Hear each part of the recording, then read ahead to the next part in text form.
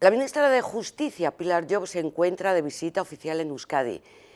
Ayer, como vemos en estas imágenes, mantenía un encuentro, ahí la vemos, con la consejera de Justicia, Beatriz Artolazabal, Denis Itxaso, delegado del Gobierno. Está también acompañada la ministra por el secretario de Estado de Justicia, Tontxu Rodríguez. Mantuvo también una reunión con el lehendakari Iñigo Urkullu y aprovechó para visitar el Museo Memorial de Víctimas del Terrorismo. Arratsaldeon, hoy la ministra de Justicia se encuentra en Bilbao. Va a otorgar una condecoración al que fuera presidente del Tribunal Superior de Justicia del País Vasco, a Juan Luis Ibarra. Y no hemos querido desaprovechar la oportunidad de tenerlo con nosotros. Ministra de Justicia, Pilar Llop, arratsaldeon, y gracias por atender a nuestra llamada. Arratsaldeon, eskerrik asko. Esperamos que esté disfrutando de estos días. Le pediría una primera valoración de esta visita que todavía no ha finalizado. Me imagino que términos como colaboración, cooperación, cogobernanza habrán estado presentes en todo momento, ¿no? En todo momento, y también diálogo. Ya dijimos en su momento que iba a ser la legislatura del diálogo, diálogo territorial y diálogo en relación horizontal con la consejera y, lógicamente, también en la entrevista que mantuve con el lehendakari. Para entrar un poquito en materia, ¿cuáles son las prioridades del Ministerio, de su gestión, de este año judicial 2022? Bien general, diríamos, de la legislatura. Estamos en el Ministerio y en el sector justicia porque el proyecto que se lleva en el Ministerio es un proyecto cogobernado con las comunidades autónomas que tienen competencias transferidas, son 12 de las 17, pero también en cogobernanza con el resto de instituciones, el Consejo General del Poder Judicial y la Fiscalía General del Estado, y con todos los profesionales del sector justicia. Es un proyecto que abarca medidas legislativas, pero también medidas operativas en términos de transformación judicial, de hacer una justicia mucho más cercana a los ciudadanos y a las ciudadanas, mucho más accesible para todas las personas, y además que se les puedan ofrecer medios de carácter digital para que puedan conciliar con sus propias vidas. Hay que cuidar a los profesionales de la justicia, pero también tenemos que ocuparnos, tenemos que cuidar y tratar bien a los ciudadanos. Al final, el buen trato es una medida que contribuye a proteger los derechos de los ciudadanos y ciudadanas cuando acceden al sistema judicial. Sí, pero antes de preguntar sobre los ciudadanos, ¿eso es lo que viene recogido en lo que denominan Plan Justicia 2030? Sí, este Plan Justicia 2030, que es un plan que lo que pretende es evolucionar nuestro sistema de justicia y transformarla. Estamos ahora en plena fase legislativa, vamos a aprobar próximamente en el Consejo de Ministros la segunda vuelta de dos leyes muy importantes, las leyes de eficiencia, la Ley de Eficiencia Organizativa y la Ley de Eficiencia Procesal, y posteriormente la Ley de Eficiencia Digital, que son los sustentos, los andamiajes de ese Plan Justicia 2030.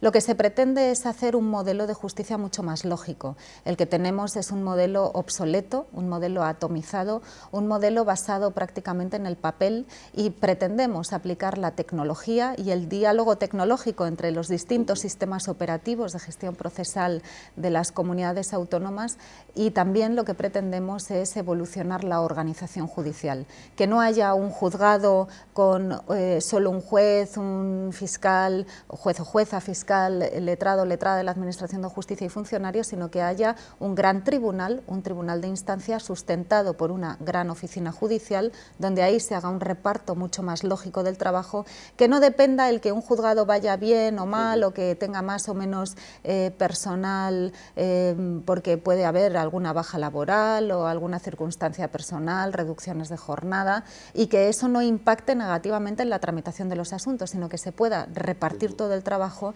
y permitir que los ciudadanos, cuando van a un sitio, tengan la garantía de que su asunto va a ser tratado igualmente en cualquier espacio de ese gran tribunal. Porque eso es eficiencia, porque la justicia es lenta, y una justicia lenta es una justicia justa. Evidentemente, la justicia lenta impide que las resoluciones puedan ser todo lo justas que debieran ser y, de hecho, en muchas ocasiones vemos como esa lentitud es una de las circunstancias que se aprecian en determinados asuntos penales para atenuar las penas, imputando al propio sistema judicial la culpa de que se haya retrasado ese procedimiento. Bueno, lo que pretendemos es eso, es agilizar la justicia con un nuevo modelo organizativo, y otra cosa muy importante que serán las oficinas judiciales municipales. Esto lo que supone es que en términos de cohesión social y territorial, los ciudadanos y las ciudadanas podrán acceder a un recurso de justicia profesionalizado y con medios digitales en cualquier lugar en que se encuentren del territorio. Primero, porque algunas de las diligencias las van a poder practicar, o de las actuaciones procesales las van a poder practicar desde su propio smartphone o desde su tablet o desde su ordenador, a veces incluso en su casa, con sistemas seguros de identificación como clave justicia, con el certificado digital, sistemas de este tipo. Pero también porque lo que vamos a hacer es evolucionar los juzgados de paz, y allí donde hay juzgados de paz, transformarlos en oficinas judiciales municipales profesionalizadas, donde se podrán hacer pues vistas telemáticas, juicios a través de Internet, algo que ya venimos haciendo con ocasión de la pandemia, pero ahora que lo vamos a recoger en una ley para dar seguridad jurídica. Pero eso para pequeños delitos, ¿no? Bueno, no, puede ser para una testifical para cualquier tipo de delito, siempre que así lo considere el órgano competente del enjuiciamiento, y el permitir, al final, es facilitar la vida a los ciudadanos y también a los profesionales de justicia. Pero es verdad que la presencialidad física es muy importante, y va a haber determinados supuestos en que el juez o la juez entenderá que es necesario que se practique en la sala de vistas, pero para otras cosas, si hay alguna imposibilidad física, alguna imposibilidad geográfica también para poder hacer ese desplazamiento, permitirá que se haga a través de un punto seguro, que puede ser una oficina judicial municipal o hacerlo desde cualquier otro tribunal de instancia. La percepción que los ciudadanos tenemos de la justicia es que es algo muy alejado de la lógica ciudadana, con sentencias que muchas veces no entendemos, con un código penal muy abierto a la interpretación de los jueces, que permite que haya unas sentencias que no consideramos. Yo no sé si la ministra coincide un poco con esta interpretación. Me estoy poniendo en el lugar del ciudadano.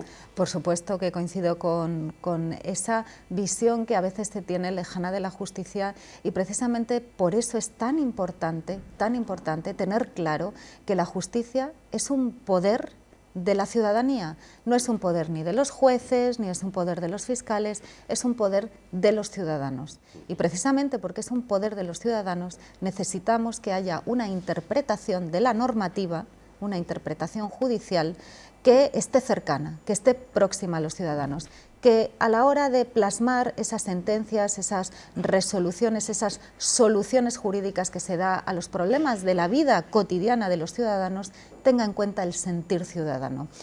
Tenemos ejemplos muy claros. ¿Qué ocurrió con el caso de La Manada, por ejemplo?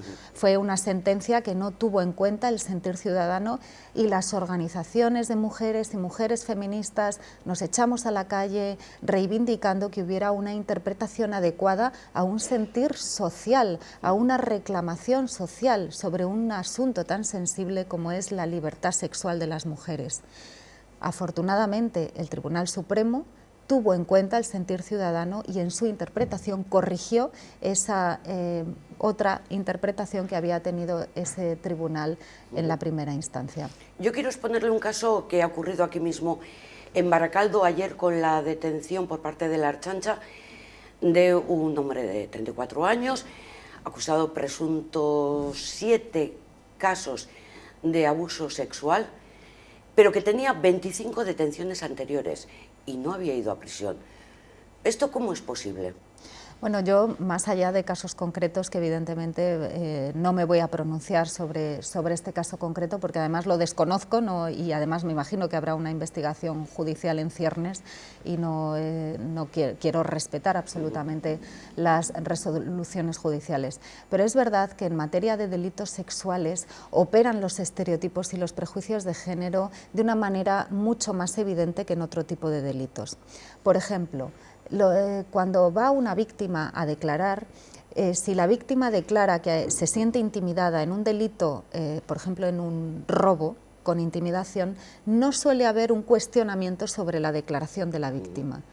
Pero cuando se trata de un delito contra su libertad sexual, de un abuso, una agresión sexual, una violación, nos planteamos cuestionamientos sobre si la víctima está diciendo la verdad o no en ese tipo de delitos que son casi puramente de género, porque afectan en su mayor parte a mujeres víctimas y los agresores también en su mayor parte, no digo el 100%, pero prácticamente son hombres. ¿Por qué siempre operan esos prejuicios y estereotipos en estos delitos?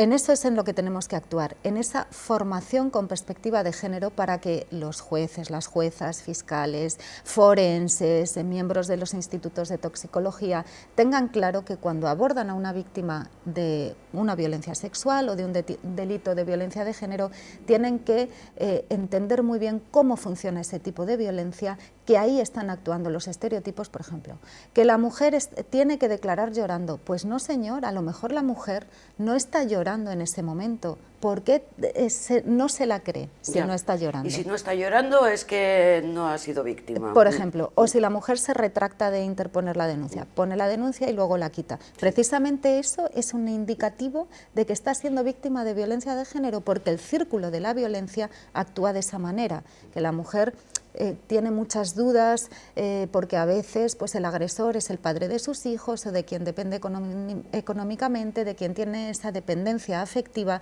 que lo que hace es que luego retire la denuncia. Por lo tanto, hay que seguir formando, tiene que ser una formación continuada, pero también una formación constante con perspectiva de género, para que no se actúe con estereotipos en el sistema judicial. Me estoy acordando de lo enfadada que estaba, seguramente la ministra le conoce también, una buena amiga, Blanca Estrella Ruiz, presidenta de la asociación Clara Campoamor, que decía, ¿cómo es posible que una jueza mujer, pregunte a la víctima a ver si había cerrado bien las piernas? Bueno, tampoco voy a hablar de ese caso concreto que ya es conocido, pero por eso insisto en que lo que hay que hacer es seguir formando con perspectiva de género, para que nos alejemos de los prejuicios y estereotipos machistas, porque sabemos que tenemos una sociedad donde el machismo es muy estructural. Muy estructural. Tenemos que constantemente ir desmontando estos prejuicios machistas. Yo recuerdo cuando salió la ley contra la violencia de género en el año 2004 y recurrentemente cuando ratificamos el Convenio de Estambul en el año 2011, es decir, cada vez que se hacen hitos legislativos que tienen que ver con las mujeres, con los derechos, el progreso, la igualdad de las mujeres, siempre salen resistencias. Resistencias que dicen, es que las mujeres mienten cuando ponen una denuncia. Y tenemos otra vez que salir combatiendo con datos científicos, con estudios científicos, que las mujeres no denuncian falsamente. Y si hay un 0,07% de denuncias falsas, que es poquísimo, imagínense que se ponen 160.000 denuncias al año por violencia de género, un 0,07% quiere decir que sí, que puede haber alguna denuncia falsa, pero que el sistema la detecta. Y esto es positivo. No se cuestiona cuando hablamos de denuncias falsas en seguros, por ejemplo, de tráfico, pero sí cuando hablamos de delitos que se refiere a mujeres víctimas. ¿Por qué desde el punto de vista judicial se llama abuso sexual cuando la palabra correcta sería hablar de violación? Bueno, ahora estamos precisamente trabajando y está en el Parlamento la ley que se refiere a la libertad sexual de las mujeres, la ley para proteger la libertad sexual, y está centrada en el consentimiento, más que en la diferenciación de si hablamos de abuso o violación, que es el sistema que tenemos ahora actualmente en el Código Penal. Estamos tendiendo a poner el centro de la actuación, el consentimiento de la víctima. ¿Por qué? Pues porque hay una cosa, cuando se habla de solo sí es sí, que es evidente, solo sí es sí y debe ser de esta manera. Lo que tenemos que explicar muy claramente, porque yo recuerdo que cuando esto salió, que lo dijo la vicepresidenta en aquel momento, Carmen Calvo, yo en aquel momento también era delegada del Gobierno para la violencia de género, hubo muchísimas ridiculizaciones sobre esta cuestión. Estamos hablando de una cuestión de derechos humanos de las mujeres que afecta gravemente y genera graves secuelas en las mujeres y que perpetúa el machismo y la desigualdad en nuestra sociedad y que son delitos muy graves y que eso no está bien, eso no está bien y hay que decirlo. Bueno, pues cuando se ridiculizaba, porque con el tema del sí es sí, lo que se explicó, y yo creo que lo entiende cualquiera, es que el consentimiento nunca debe presumirse. El consentimiento debe ser explícito, tácito o presunto, o tácito o expreso, pero nunca presunto. Nunca puedo presumir que esa víctima quiere tener relaciones sexuales conmigo o esa persona quiere tener relaciones conmigo. Me tengo que asegurar de que eso sea así. Aquí a mí me gustaría hablar, por ejemplo, de algo que me tiene muy preocupada y que ya hemos emprendido acciones, iniciativas en el ámbito del Ministerio de Justicia, que es la sumisión química. Estos delitos por vulnerabilidad química, delitos de carácter sexual, donde el Instituto Nacional de Toxicología, con su director, Antonio Alonso, al frente, ha hecho un estudio que nos da unos datos escalofriantes, porque un altísimo porcentaje de los asuntos que les llega para análisis de ADN han comprobado que hay vulnerabilidad o sumisión química. No es la típica burundanga, la escopolamina, lo que se utiliza necesariamente, en muy pocos casos, sino que con tóxicos, con pastillas que se compran en las farmacias, antidepresivos, somníferos, que se mezclan con el alcohol. Anulan la voluntad de la mujer. Y anulan la voluntad y a veces la conciencia de la mujer. Y en esto es en lo que tenemos que actuar, perfeccionando los sistemas de detección, pero también sensibilizando, primero para que esto no ocurra, que se sepa qué pasa, y para que las víctimas, cuando tengan dudas sobre lo que ha podido ocurrir, porque no suelen ser conscientes de lo que ha pasado o van teniendo recuerdos a medida que pasa el tiempo, como es una sustancia que desaparece a las pocas horas en la sangre, que acudan rápidamente a un centro para que les hagan una prueba. Hemos comprado unos kits específicos que tienen un nivel de seguridad en la fiabilidad del resultado de las pruebas altísimo y que además hemos hecho un protocolo para que no sea necesaria la denuncia de la víctima, sino que meramente con el consentimiento informado de la víctima se pueda recoger el ADN y lo conservemos para que si la víctima, mientras no prescriba el delito, se encuentra fuerte y quiere denunciar, lo puede hacer en cualquier momento teniendo la garantía de que se le han recogido las pruebas de ADN. Esa es una circunstancia o un proceso previo, por ejemplo. Quiero enlazar con la sesión plenaria del pasado martes, en el que se aprobó iniciar a trámite una reforma del Código Penal en dos aspectos de la prisión permanente revisable, efectivamente. En estos casos, por ejemplo, de ocultación de delito o reincidencia en un asesinato.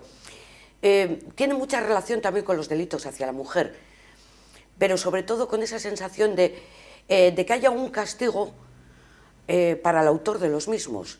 Pero mi pregunta concreta sería, ¿este trámite tiene recorrido? Porque el Partido Socialista votó a favor, su socio de gobierno no. Lo veo como un poco que se va a quedar perdido ahí, o no sé si aporta algo. En primer lugar, yo lo que quiero es transmitir a las familias de las víctimas un mensaje sobre todo de seguridad, en el sentido de que sepan que desde el Gobierno, y luego también yo creo que lo dijo claramente el portavoz del Grupo Socialista en el Congreso, Paco Aranda, de seguridad de que estamos con las víctimas, que estamos con las familias de las víctimas. Yo creo que no se nos podrá en ningún caso achacar que nosotros no somos un partido que comprende perfectamente y con una sensibilidad extraordinaria la situación que están enfrentando las familias. También quiero decir que en el caso de Marta del Castillo hubo una condena por esa ocultación del cadáver. Sí. Se condenó como un delito diferente, no como un agravante dentro del delito de asesinato, sino como un delito distinto. Lo que pasa es que no está tipificado expresamente como tal, no es un delito de ocultación del cadáver, sino que el Tribunal Supremo consideró que se trataba de un delito contra la integridad moral y lo castigó aparte.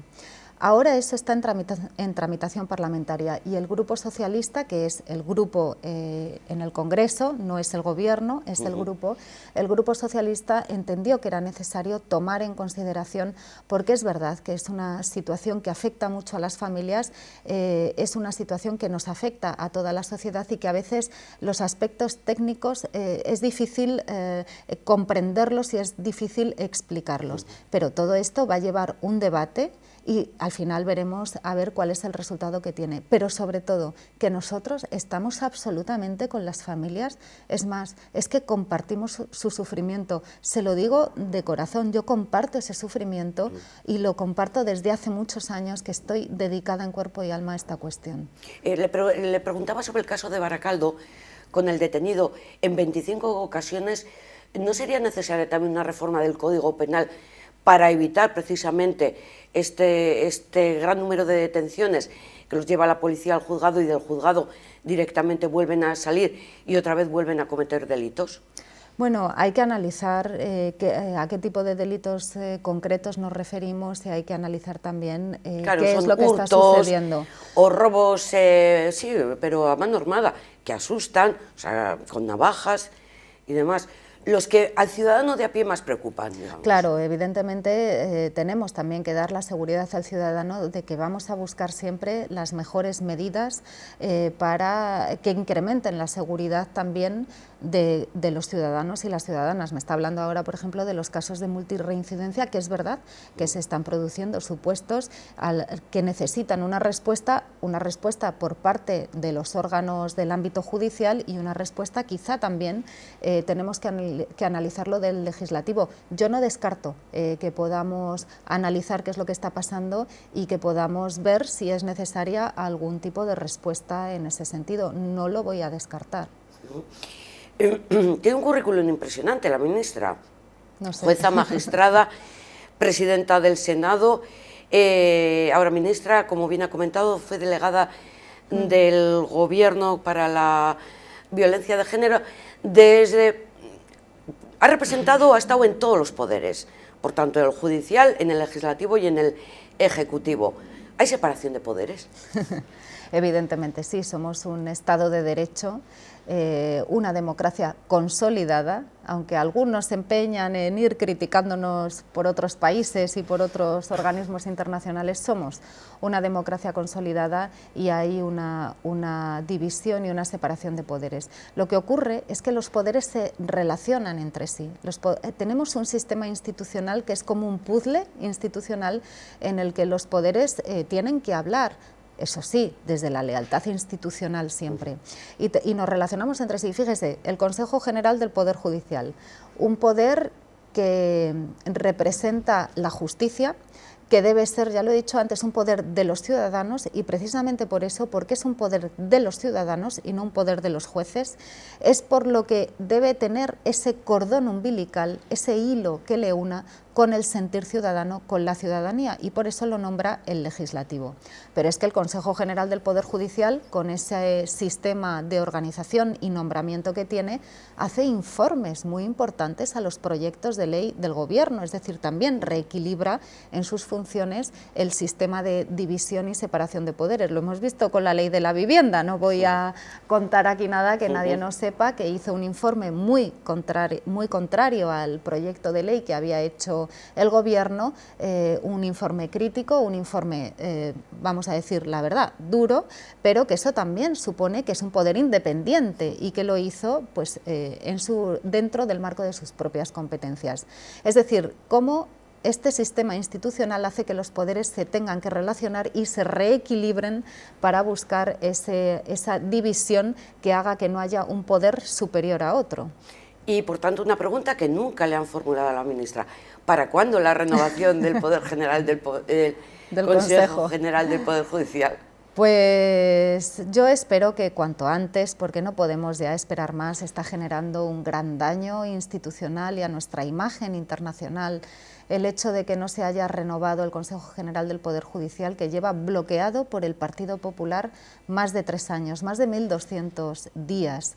Esto genera un daño increíble porque fíjese que no se pueden nombrar miembros del Tribunal Supremo, que son quienes hacen esa jurisprudencia que tiene que responder a ese sentir ciudadano. Aquí vemos cómo es ese cordón umbilical con la ciudadanía en la interpretación de las leyes. Y hay muchas vacantes, van a llegar dentro de poco a 14, 18 vacantes, que supone que además hay un incremento de asuntos. Precisamente para eso el Ministerio de Justicia lo que ha hecho, como no se pueden cubrir esas vacantes porque está en funciones el Consejo, el Ministerio ha nombrado un refuerzo de 700.000 euros de letrados al servicio del Gabinete Técnico para que se puedan agilizar esos asuntos, 12 letrados hasta finales de este mismo año 2022.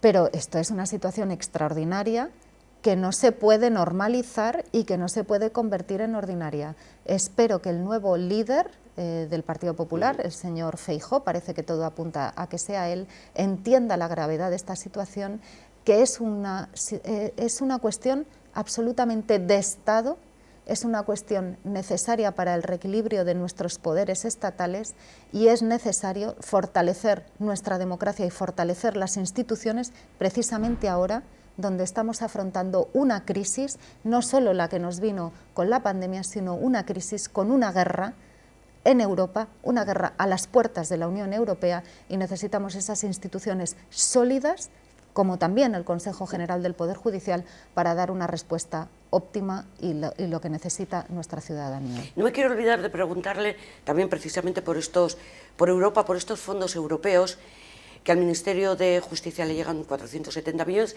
que reparte entre las comunidades autónomas. A Euskadi se va a quedar, o le tocan, unos 8 millones. ¿Cuáles son un poco los criterios que se han seguido a cabo? Más de 8 millones. Son criterios que se acuerdan en la conferencia sectorial, los últimos criterios de reparto, que son poblacionales, por singularidad territorial también, porque hay territorios insulares, territorios ultraperiféricos o ciudades autónomas, Ceuta y Melilla, que son las del Ministerio, gestiona el Ministerio, que claro, dependiendo de la singularidad territorial, de la población, del número de juzgados que tienen, se hacen esos repartos para que sea equitativo y sea un reparto proporcionado entre todas las comunidades autónomas. Lo más importante de esto, y que yo quiero poner en valor, es la enorme sintonía que tenemos en materia de justicia. Es ejemplar la Conferencia Sectorial de Justicia. Tenemos un diálogo, ya digo, horizontal, porque además yo también soy como consejera de otras 5 comunidades autónomas y 2 ciudades autónomas, las de territorio ministerio. Entiendo perfectamente los problemas de la gestión del día a día, de las edificaciones, del personal, de los medios materiales. Y tenemos muy buena relación en ese diálogo respetuoso, diálogo horizontal, porque yo soy una convencida de nuestro Estado autonómico, soy una convencida de la eficacia de los gobiernos autónomos, que son los que están más cerca de los ciudadanos. He sido presidenta del Senado, lo llevo casi en el ADN político, y evidentemente esos criterios, lo bueno es que se aprueban por unanimidad en la conferencia sectorial. Aprovechando que mantuvo un encuentro ayer con el lehendakari Iñigo Urkullu, yo no sé si le comentó que durante la pandemia tuvo problemas, por definirlo de alguna forma, con el Tribunal Superior de Justicia del País Vasco.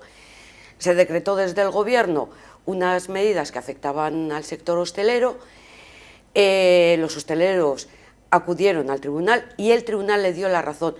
Pero curiosamente el Tribunal Superior de Justicia de Cantabria, comunidad limítrofe, ante esa misma situación dio la razón al Gobierno.